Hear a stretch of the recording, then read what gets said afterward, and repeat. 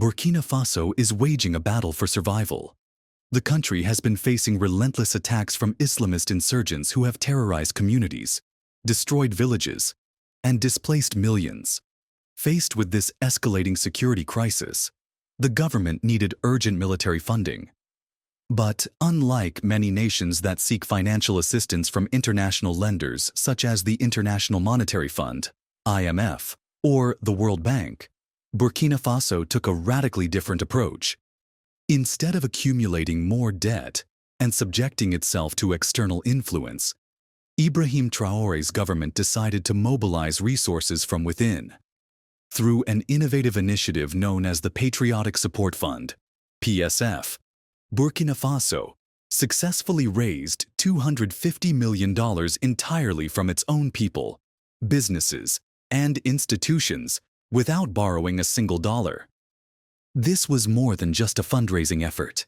It was a bold declaration of self-reliance and sovereignty, a testament to the power of national unity, and a demonstration of how African nations can break free from the cycle of debt dependency. Burkina Faso is waging a battle for survival. The country has been facing relentless attacks from Islamist insurgents who have terrorized communities, destroyed villages, and displaced millions. Faced with this escalating security crisis, the government needed urgent military funding. But unlike many nations that seek financial assistance from international lenders such as the International Monetary Fund, IMF, or the World Bank, Burkina Faso took a radically different approach. Instead of accumulating more debt and subjecting itself to external influence, Ibrahim Traore's government decided to mobilize resources from within. Through an innovative initiative known as the Patriotic Support Fund, PSF, Burkina Faso successfully raised $250 million entirely from its own people, businesses, and institutions without borrowing a single dollar. This was more than just a fundraising effort. It was a bold declaration of self-reliance and sovereignty, a testament to the power of national unity, and a demonstration of how African nations can break free from the cycle of debt dependency. By rejecting foreign loans, Traore ensured that his country could finance its own war effort without any external strings attached. The success of this initiative has set a powerful precedent, not only for Burkina Faso, but for other nations struggling with similar challenges. Now, let's talk about the security crisis and the need for war finance. Burkina Faso has been one of the most affected nations in the Sahel region by the rise of Islamist militant groups linked to Al-Qaeda and the Islamic State. These groups have exploited weak governance, poverty, and local grievances to establish strongholds, launching deadly attacks on civilians and security forces alike. The impact has been devastating. Villages have been overrun, schools and markets have been burned to the ground, and over 2 million people have been displaced. The government recognized that countering this threat required significant financial resources. The military needed better weapons, training, and equipment. Local defense groups, which played a crucial role in protecting communities, needed logistical support. Security infrastructure had to be strengthened to prevent further attacks. All of these efforts required funding, and a substantial amount of it. Before we continue, a quick reminder to like this video if you're enjoying the content so far. And don't forget to subscribe to African Finance Watch for more insights into Africa's economic trends and investment opportunities. Hit the notification bell so you never miss our latest updates. Now let's continue. Traditionally, countries in similar situations turn to international lenders for financial aid. However, loans from the IMF or World Bank come with conditions that often do more harm than good. These institutions impose economic policies that prioritize debt repayment over national development.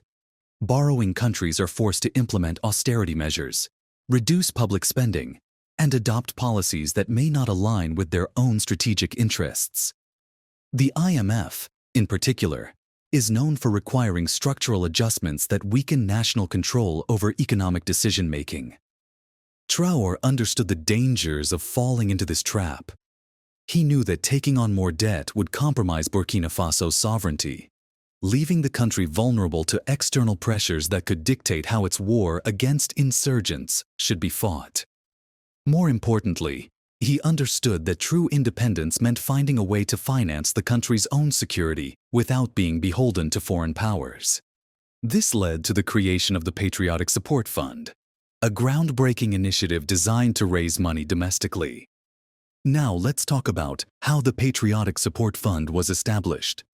The Patriotic Support Fund was launched with a simple yet revolutionary idea. Let the people of Burkina Faso finance their own war effort.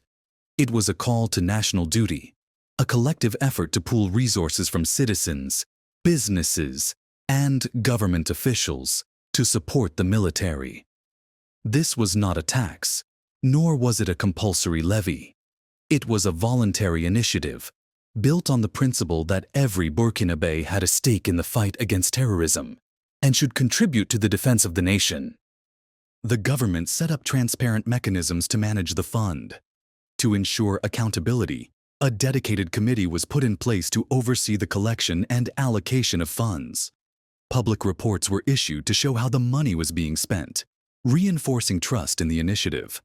This level of transparency encouraged more people to contribute, as they could see that their money was directly supporting military operations.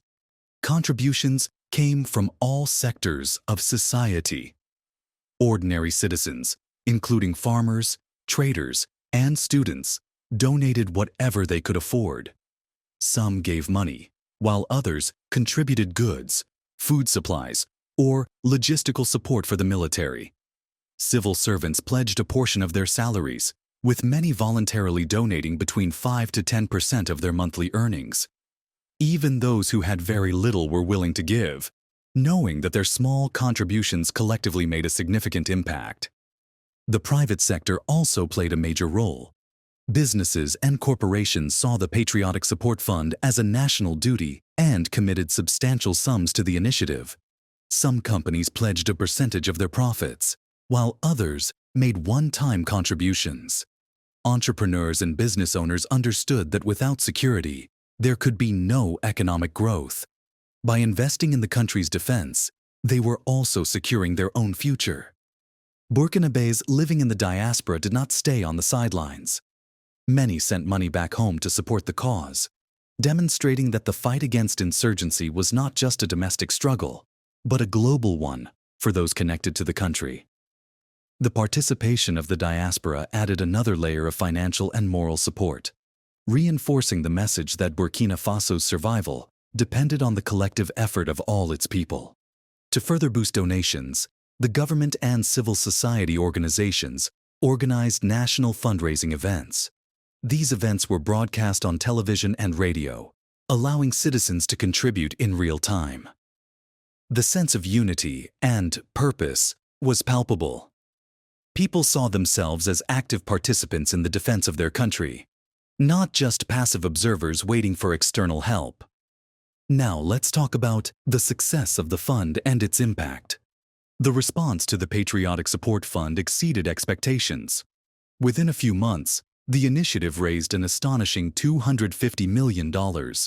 This amount was achieved without a single loan, without the involvement of foreign financial institutions, and without any external conditions.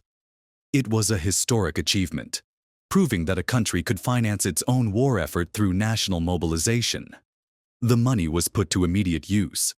The military received much-needed reinforcements, with funds directed towards purchasing weapons, ammunition, and vehicles. Soldiers were provided with better equipment, and recruitment efforts were expanded to strengthen the national defense forces.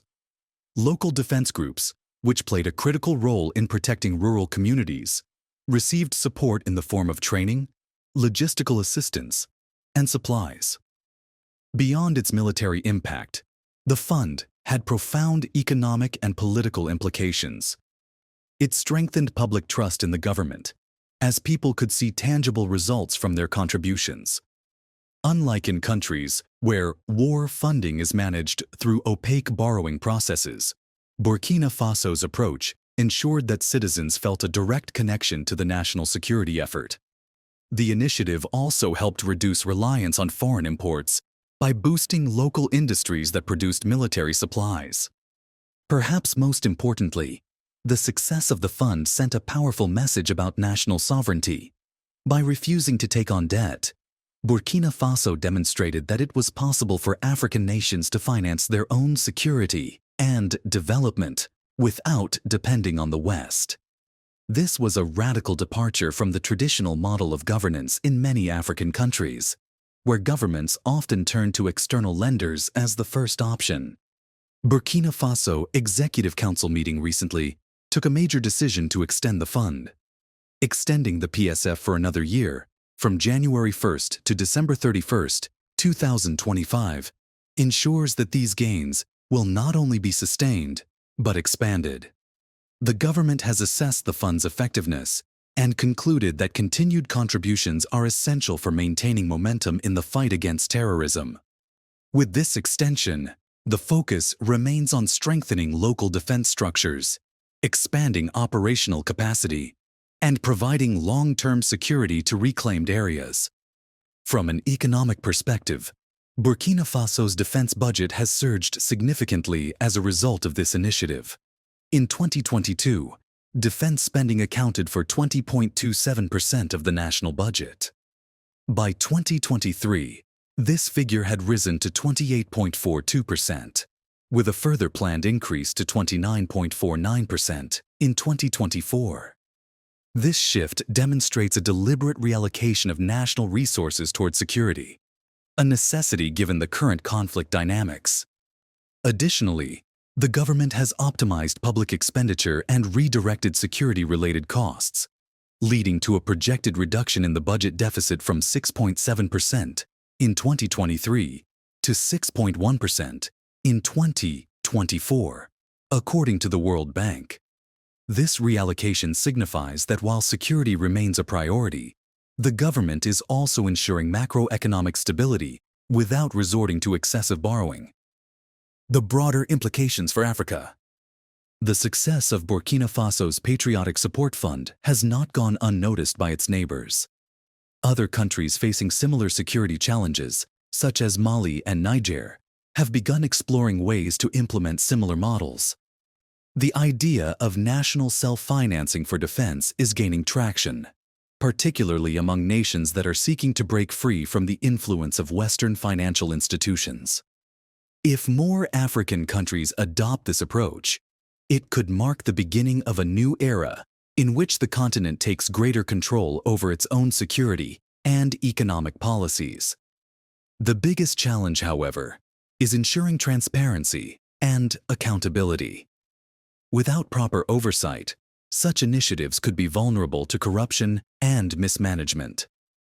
Burkina Faso's model worked because it was built on trust and collective responsibility. For this to be replicated elsewhere, governments must ensure that funds are used efficiently and for their intended purpose. Burkina Faso has done what many thought was impossible. In the face of a brutal insurgency, the country raised $250